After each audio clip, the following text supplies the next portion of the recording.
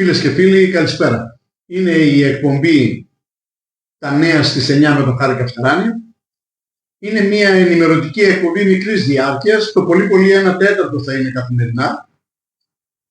Συμπεριλαμβάνει 2 ή 3 μεγάλα θέματα της ημέρας. Είναι μία από τις δοκιμαστικές εκπομπές της εβδομάδας αυτής και ανάλογα με τα αποτελέσματα, με την εξέλιξη, θα δούμε τι θα κάνουμε προσεχώς. Ή θα συνεχίσει ή αλλιώς θα έχουμε στην προτεραία κατάσταση που είναι η καθημερινή εκπομπή στη φιλόξενη Τίον τηλεόραση, καθώς επίσης και το TikTok, για το οποίο ενημερώθηκα τώρα τελευταία από καλό φίλο. Και έρχομαι στο θέμα, το κοινωνικό θέμα που συζητιέται τις τελευταίες ημέρες και αφορά το ζευγάρι των αστυνομικών που μεταξύ τους ο άντρας χτυπούσε τη γυναίκα, την κακοποιούσε και οι δυο τους μαζί κακοποιούσαν σεξουαλικά τα παιδιά τους. Αφήνω τα υπονοούμενα, διαλόγους, τι είπαν, τι έκαναν κτλ. Δεν με ενδιαφέρουν. Εγώ θέλω να μεταφέρω μόνο προς τους υπεύθυνους τις απορίες που έχει ένας μέσος πολίτης. Πρώτον, απεδείχθη μετά την αποκάλυψη ότι αυτός ο αστυνομικός, ο συγκεκριμένος, είχε χτυπήσει ταξιτζή, είχε χτυπήσει απλούς πολίτες, είχε ξυλοκοπήσει, είχε συμπεριφερθεί βιαίως στον προϊστάμενο τον πολιτικό, είχε κακοποιητική συμπεριφορά, η σύζυγός του πήγαινε χτυπημένη στην αστυνομία. Ήθελα να ξέρω τι πρέπει να κάνει περισσότερο ένας αστυνομικός ώστε να γίνει αντιληπτό ότι ο άνθρωπος αυτός όχι απλώς δεν κάνει για το σώμα το αστυνομικό, αλλά πρέπει να οδηγηθεί στη δικαιοσύνη για το περαιτέρω του δεν συνέβη τίποτα. Μάλιστα τον τίμησαν για τη συμπεριφορά του αυτή και τον έδωσαν και θέση στη Βουλή. Και πάω στο δεύτερο ερώτημα. Κύριος Στασούλας φημολογείται μάλιστα ότι λόγω του υψηλού δείκτη ευφυΐας ότι θα μπορούσε να ήταν ένας πολύ καλός πρόεδρος Δημοκρατίας, είναι πρόεδρος της Βουλής και υπεύθυνος για την κατάσταση αυτή. Τον Φεβρουάριο λοιπόν, ο συγκεκριμένος αστυνομικός, είτε επειδή είχε ψυχολογικά προβλήματα, είτε επειδή είχε παραβατική συμπεριφορά, του αφαιρέθηκε το όπλο. Δεν κατάλαβα. Δεν ασχολήθηκε καν με το θέμα ένας αστυνομικός, ο οποίος υποτίθεται ότι είναι για τη φύλαξη του Εθνικού Κοινοβουλίου, του αφαιρείται το όπλο και δεν ενδιαφέρθηκε να μάθει τι συνέβη σε κάθε περίπτωση. Ένας αστυνομικός χωρίς όπλο τι πήγαινε και έκανε στη Βουλή? Λουλούδια μοίραζε. Και περνάω στο τρίτο. Αναφέρονται τα μέσα ενημέρωσης για το τέρας αυτό ότι βίασε τα παιδιά του και χτυπούσε τη γυναίκα του κτλ. Δεν ακούω καμία αναφορά όμως για την σύζυγό του, για την οποία θα πρέπει να θυμόμαστε πάντοτε ότι είναι και μητέρα και αστυνομικός. Και ειλικρινά το λέω, έχω μία απορία. Ως μητέρα έπρεπε κάποιος να βιάσει τα παιδιά της και δεν τον ξέσκησε. Και ως αστυνομικός είχε ένα όπλο. Θα ξεπεράσω λίγο τις νόμιμες διατάξεις. Δεν ένιωσε την ανάγκη ένα βράδυ να πάρει το περίστροφο, να τελειώσει την ιστορία, να παρουσιαστεί στον εισαγγελέα και να πει: ξέρετε, εγώ περνούσα αυτήν την κακοποιητική συμπεριφορά, δεν το άντεξα διότι βιάστηκαν τα παιδιά μου, για τον λόγο αυτό προχώρησα και ολοκλήρωσα την απονομή δικαιοσύνης. Παρακαλώ πολύ, πάρτε και κάντε ό,τι καταλαβαίνετε. Τουλάχιστον τότε θα ήταν ήσυχη με τη συνείδησή της ότι έκανε ό,τι ήταν ανθρωπίνως δυνατό για να γλιτώσει τα παιδιά της. Τι κατάφερε δηλαδή σήμερα? Έχει την αίσθηση αυτή η κυρία ότι καταρχήν δεν μπορώ να καταλάβω γιατί δεν αυτοκτονούν πλέον, έτσι δεν έχουν λόγο ύπαρξη. Έχει την αίσθηση η κυρία αυτή ότι θα επιστρέψει ποτέ για να κοιτάξει τα παιδιά της στα μάτια? Και κλείνω το θέμα. Απαντήσεις που περιμένουμε βεβαίως οι απλοί πολίτες δεν πρόκειται να τις έχουμε, διότι τα πολιτικά πρόσωπα περί άλλων τριβάζουν, δεν ασχολούνται με τα εγκόσια. Περνάω στο δεύτερο μεγάλο θέμα που είναι η κατάσταση στη Συρία. Δείτε τώρα την περιγραφή που έκαναν τα συστημικά μέσα ενημέρωσης. Λέει, επειδή τα ονόματα, θα μου επιτρέψετε να φορέσω τα γυαλιά, επειδή τα ονόματα είναι και λίγο μπερδεμένα και δεν τα θυμάμαι απ' έξω. Λέει, στη Συρία ήταν μια οικογενειακή δυναστεία, η δυναστεία Άσα. Ένα καθεστώς, το καθεστώς Άσα. Διότι, λέει, ξεκίνησε ο πατέρας Χαφές Αλ-Άσαντ, διοίκησε σκληρά, αυταρχικά, ο γιος του σπούδαζε οφθαλμίατρο στη Γαλλία, όταν πέθανε ο πατέρας σε ηλικία 34 ετών επέστρεψε ο γιος στη Συρία και ενώ το όριο για την ανάληψη της θέσης του Πρωθυπουργού του Προέδρου ήταν 40, το κατέβασε με μία νυχτή στα 34 και ανέλαβε ο ιός Χαφές Αλ-Άσαντ. αναλαμβάνοντας την διαχείριση με έναν σκληρό τρόπο σε συνέχεια της σκληρής διαχείρισης που είχε ο πατέρας, δίπλα του είχε τον αδερφό του, Μαχέρ Αλ-Άσαν, ένας φλογερός και σκληρός στρατιωτικός διοικητής. Και ακόμη πιο δίπλα είχε την αδερφή του, την Μπούσρα Αλ-Άσαν, η οποία ονομαζόταν και σιτηρά κυρία, διότι τους τομείς που είχε αναλάβει διοικούσε κατά τα πρότυπα της διοίκησης του πατρός. Και βεβαίως πίσω από όλους αυτούς ήταν η Ανίσα Μαχλούφ, η μητέρα τους, η οποία, λέει τα συστημικά μέσα ενημέρωσης, είχε πάντοτε άποψη για τα όσα γινόταν και είχε τον τελευταίο λόγο. Και βεβαίως δίπλα στον μέχρι πρότινος πρόεδρο, τον Μπασάρ Αλ-Άσαντ, ήταν ένας ξάδερφός του, ο Ραμί Μαχλούφ, πρώτος του ξάδερφος. Και ταυτοχρόνως, να μην παραλείψουμε να αναφέρουμε και την σύζυγό του, Άσμα Αλ-Άσαν, η οποία επίσης είχε σημαντικό ρόλο στην λήψη των αποφάσεων που αφορούσαν τη χώρα αυτή. Μια χώρα στην οποία οι πολίτες βασανίζονταν, η κατάσταση ήταν εκτός ελέγχου, επικρατούσε ένα καθεστώς. Μάλιστα ανακάλυψα τώρα που έφυγε ότι η κυρία είχε Λουί Βιτόν, εδώ είχε η Τζάκρη Λουί Βιτόν, δηλαδή αν είχε η κυρία, αυτό ήταν το μείζον. Ανακάλυψαν ότι είχε δωμάτια σκοτεινά και δρόμους διαφυγής κτλ. Αυτά τα ανακάλυψαν τώρα τελευταία. Εγώ θα ήθελα όμως να κάνω και μία υπενθύμηση, διότι χωρίς να αντιλαμβάνονται, αν αλλάξω τα ονόματα, περιέγραφαν και την κατάσταση σε μία άλλη χώρα. Θυμάστε τι ήταν ένας αείμνηστος Κωνσταντίνος Μητσοτάκης? Ήταν πρωθυπουργός σε αυτήν τη χώρα. Από τη δεκαετία του 50, του 60 εμπλεκόμενος στα πράγματα έφτασε να γίνει πρωθυπουργός. Τι είναι ο Κυριάκος Μητσοτάκης? Ο ιός αυτού. Τώρα Μπακογιάννη, η αδερφή του Κυριάκου Μητσοτάκη, κόρη του αειμνίστου Κωνσταντίνου Μητσοτάκη. Κώστας Μπακογιάννης, ο ιός της κυρίας Μπακογιάννη, ανιψιός του κυρίου Μητσοτάκη, εκολαπτώμενος περιφερειάρχης και δήμαρχος Αθηναίων και εκολαπτώμενος πρωθυπουργός στο επόμενο στάδιο. Και για να μην λείψει, είχαμε και άλλα δύο πρόσωπα, έναν Γρηγόρη Δημητριάδη. Τι ήταν αυτός? Συγγενής του Κυριάκου Μητσοτάκη, ανιψιός.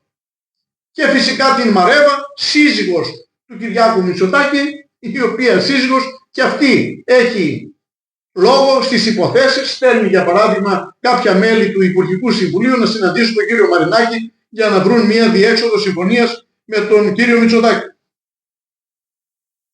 Χωρίς να αντιλαμβάνονται τα συστημικά μέσα ενημέρωσης, περιέγραφαν την Ελλάδα. Έχουμε και εδώ οικογενειοκρατία. Και εδώ επικρατεί ο νεποτισμός. Και εδώ έχουμε αυτή την κατάντια. Και εδώ έχουμε μια χώρα η οποία διοικείται από μια οικογένεια. Αυτή που ανέφερα τώρα θα μου πείτε μόνο τι είναι, όχι. Έχει και στο Πασόκ. Να σας θυμίσω ότι έχουμε τον Γεώργιο Παπανδρέου, τον Μήτ. Ο ιός αυτού Ανδρέας Παπανδρέου πρωθυπουργός. Ο ιός του Ανδρέα Παπανδρέου, Γεώργιος Παπανδρέου πρωθυπουργός. Ο αδερφός του Γεωργίου Παπανδρέου, Νικόλαος Παπανδρέου, ευρωβουλευτής. Πώς το έχουμε και εδώ και στους άλλους χώρους.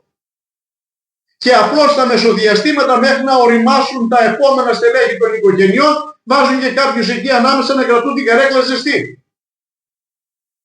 Όταν λοιπόν καταγγέλλετε την Συρία για μια συγκεκριμένη διαχείριση των πραγμάτων, να θυμάστε ότι ακριβώς το ίδιο ισχύει και στη χώρα μας. Και για τον λόγο αυτό να μην είστε πολύ περήφανοι και όταν κάνετε καταγγελία ενός γεγονότος σε μια χώρα, αλλάξτε και το όνομα της χώρας, αλλάξτε και τα ονόματα, πείτε και για εδώ μια κουβέντα επιτέλους. Και περνάμε στο τρίτο θέμα της ημέρας. Θυμίζω ότι στις εκλογές για πρόεδρο του ΣΥΡΙΖΑ Προοδευτική Συμμαχία, ο μόνος ο οποίος είχε πολιτική πρόταση επίλυσης προβλημάτων σημαντικών ήταν ο Παύλος Πολάκης. Και μία από τις 5 συγκεκριμένες προτάσεις που κατέθεσε και οι οποίες ήταν κατανοητές και μπορούσε να τις αντιληφθεί ο μέσος πολίτης ήταν η λειτουργία των τραπεζών και η εσχροκέρδεια. Αντιλαμβανόμενα τα πολιτικά στελέχη των υπολείπων κομμάτων ότι η κατάσταση δεν πάει καλά και ότι οι πολίτες σιγά σιγά θα πάρουν τα ξύλα δηλαδή, διότι οι τράπεζες έφτασαν στο έσχατο σημείο να κοιτούν να κατασχέσουν τα σπίτια απλών πολιτών την ίδια ώρα που χαρίζουν δισεκατομμύρια σε άλλους, άρχισαν να ομολογούν λίγο. Ο μεν πρωθυπουργός Κυριάκος Μητσοτάκης είπε ότι ναι, πρέπει να κάνουν μια παρέμβαση διότι το τραπεζικό σύστημα δεν λειτουργεί και ο Νίκος Ανδρουλάκης είπε ενδιαμέσως στεκούμενος ότι πρέπει να βάλουμε μια φορολογία. Ποια είναι η κατάσταση πραγματική? Προσέξτε. Οι τράπεζες είναι επιχειρήσεις. Μια ομάδα ανθρώπων οι οποίοι έχουν πλεόνασμα χρημάτων συγκεντρώνει τα χρήματά της και δημιουργεί μια τράπεζα. Η τράπεζα αυτή δέχεται από πολίτες καταθέσεις, δεν είναι μέτοχοι οι πολίτες, είναι καταθέτες. Πηγαίνω και βάζω εγώ τα χρήματά μου και η τράπεζα μου λέει ότι εσύ σε έναν χρόνο θα παίρνεις τόσο % ανταμοιβή για το ποσό που μου έφερες να σου φυλάξω, διότι αυτό το ποσό εγώ έχω το δικαίωμα να το δανείσω σε κάποιον άλλο με μεγαλύτερο επιτόκιο και κερδίζω από τη διαφορά αυτή. Εάν μια τράπεζα λοιπόν κατά τη λογική της οικονομίας της αγοράς και αυτών των εκλεκτών Χατζηδάκη και τα λοιπά οικονομολόγων, εάν μια τράπεζα δώσει δάνειο και δεν έχει πάρει τις κατάλληλες προφυλάξεις με εγγυήσεις ώστε το δάνειο αυτό να αποπληρωθεί, αν δεν αποπληρωθεί να μπορέσει να γίνει κατάσχεση ώστε να πάρει τα χρήματά της, οι μέτοχοι οφείλουν να πληρώσουν τη ζημία. Αυτό συμβαίνει σε όλες τις επιχειρήσεις. Όταν μια επιλογή είναι κακή, η επιχείρηση πληρώνει τη ζημία.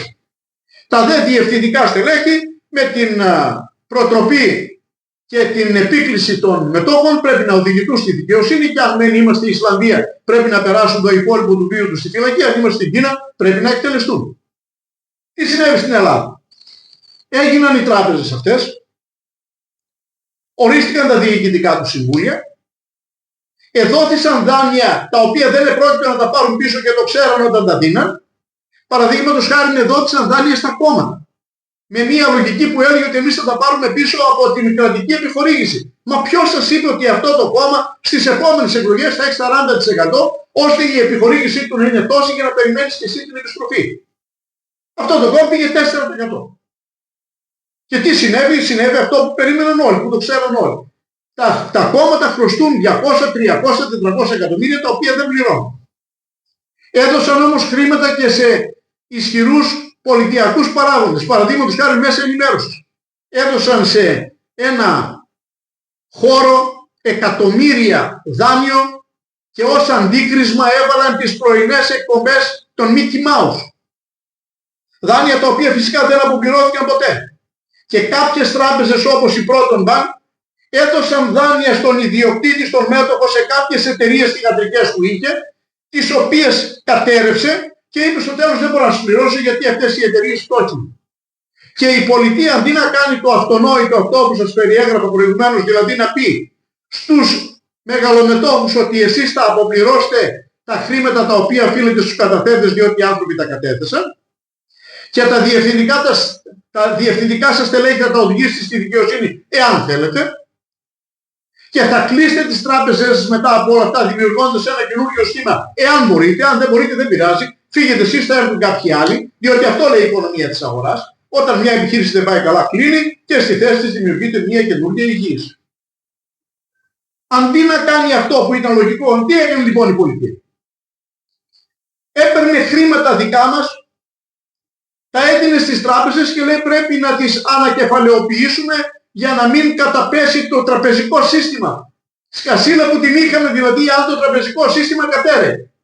Και μάλιστα αυτές τις ανακεφαλαιοποίησεις έπαιρνε λέει προνομιούχες συμμετοχές και στην αρχή είπα εντάξει τουλάχιστον πήρε προνομιούχες συμμετοχές. Όταν διάβασα προνομιούχα λέγεται η μετοχή εκείνη με την οποία δεν έχεις το δικαίωμα να μετάσχεις στο διοικητικό συμβούλιο. Δηλαδή και μετά την αναχρηματοδότηση των τραπεζών η πολιτεία δεν είχε το δικαίωμα να πει τι κάνουμε τα δάνεια, πού δανείζω, ποιες επιχειρήσεις, με ποια επιτόκια κτλ. Και ένα κλασικό παράδειγμα, το τελευταίο διάστημα δώσαμε 44 δισεκατομμύρια στις ανακεφαλαιοποιήσεις των τραπεζών και όταν δοκίμασε η πολιτεία να βγάλει τις συμμετοχές να τις πουλήσει πήρε 3,7 δις. Χάσαμε δηλαδή 40 δισεκατομμύρια, 300 εκατομμύρια εν μία νυχτή. Οι δε μέτοχοι πήραν μέρισμα, διότι λέει ξέρετε οι τράπεζες πάνε πάρα πολύ καλά με τα δικά μας χρήματα. Και πήραν μέρισμα. Τα δε διευθυντικά στελέχη υπέβαλαν έτοιμα να παίρνουν ο καθένας μπόνους από 1,5 εκατομμύριο ευρώ το χρόνο, διότι λέει πλέον οι τράπεζες έχουν ξεφύγει από το φάσμα του κινδύνου και πλέον είναι υγιείς με τα δικά μας χρήματα. Μιλάμε για την απόλυτη τραγωδία. Και οι λύσεις οι οποίες εδόθησαν ήταν ο Μητσοτάκης, επειδή ακριβώς στηρίζεται σε όλο αυτό το σύστημα το τραπεζικό σύστημα και το επιχειρηματικό που είναι συγκοινωνούν τα δοχεία όλα αυτά, λέει όχι, όχι, ούτε θα τις φορολογήσουμε, τις πειράξουμε. Δηλαδή, απλώς θα πάρουμε κάποια μέτρα, πούμε, δώστε λίγο παραπάνω επιτόκιο κατάθεση, όχι 0,20 επιτόκιο κατάθεση 20 λεπτά και δανεισμός με 7%, 10% μέχρι και 14,95 στα καταναλωτικά δάνεια. Εντάξει, το ξεφτελίσατε. Ο Ανδρουλάκης είπε να τις φορολογήσουμε, μα δεν χρειάζεται, Νίκο μου. Άμα τις πεις θα σου δώσουν αυτοί 200-300 εκατομμύρια, αφού κερδίζουν κάθε χρόνο, εσχροκερδούν, παίρνουν 4-5 δις. Τι είναι να σου δώσουν για 100 εκατομμύρια, αν πιέζεσαι για να δείξεις προς τα έξω ότι κάτι έκανες. Η εσχροκέρδεια όμως θα παραμένει. Ο μόνος ο οποίος είχε λύση η οποία πραγματικά θα αποδώσει μέσα σε ένα βάθος 2-3 ετών ήταν ο Παύλος Πολάκης, ο οποίος είπε μία κρατική τράπεζα. Και θα πει η κρατική τράπεζα, λειτουργήστε ελεύθερα τις ιδιωτικές, κανένα πρόβλημα. Δίνω επιτόκιο κατάθεσης 3%. Ποιος πολίτης θα πήγε να καταθέσει χρήματα σε μία από τις φερόμενες συστημικές τράπεζες όταν η κρατική τράπεζα έδινε 3%? Κανένας. Όλοι θα πήγαιναν στην κρατική. Τι θα έπρεπε να κάνουν λοιπόν οι συστημικές τράπεζες για να πάρουν και αυτές ένα μερίδιο από την αγορά των καταθέσεων? Έπρεπε να δώσουν κοντά στο 3%, 2,9, 3,1 συνήθως. Θα έλεγε λοιπόν η κρατική τράπεζα ότι τα δάνειά μου τα δίνω μέχρι 6%. Δεν θα μπορούσε η τράπεζα η ιδιωτική να δώσει με 7% διότι δεν θα πήγαινε κανένας να πάρει. Και το σημαντικότερο όλο θα ήλεγε τη ροή του χρήματος. Πού θέλω να δανείσω? Ποιος τομέας ανεβαίνει? Εμείς έχουμε, ξέρω εγώ, την αγροτική παραγωγή. Θα δώσω δάνεια κατόπιν μιας παρέμβασης στον αγροτικό τομέα. Έχουμε τον τουρισμό. Θα δώσω δάνεια για ξενοδοχεία, δεν ξέρω για ποιον. Ο μόνος ο οποίος είχε καταθέσει πολιτική πρόταση η οποία είναι κατανοητή από τον μέσο πολίτη, λογική με βάση την οικονομία της αγοράς και πρόταση η οποία θα υποχρέωνε τις τράπεζες να στραματίσουν την εσχροκέρδεια και επιτέλους να συμπεριφερθούν σαν να είναι ένας υγιής οργανισμός που βεβαίως να κερδίσετε, αλλά δεν θα εσχροκερδίσετε, ήταν ο Παύλος Πολάκης. Χαίρομαι ιδιαίτερα γιατί τον στήριξε κιόλας. Αυτά, να σας ευχαριστήσω πολύ, να ανανεώσουμε το ραντεβού για αύριο. Μέχρι τότε να έχετε ένα ευχάριστο 24ωρο.